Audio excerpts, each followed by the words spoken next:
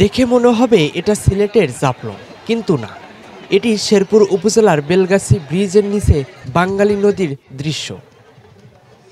Bridge সংস্কার করার জন্য মাটি উত্তোলন করে ব্রিজ কর্তৃপক্ষ, কিন্তু এই ব্রিজ যে গরিবের জাফলং বা কক্সবাজার হবে এটা সবার চিন্তার বাইরে ছিল।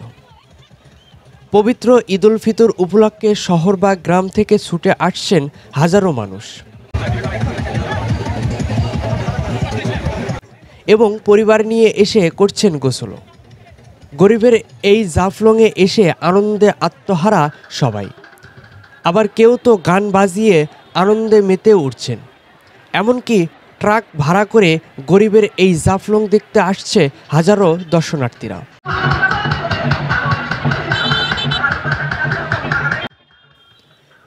এমন অবস্থায় দর্শনার্থীদের অতিরিক্ত চাপে রাস্তায় যানজটের সৃষ্টি হচ্ছে ব্যাপক।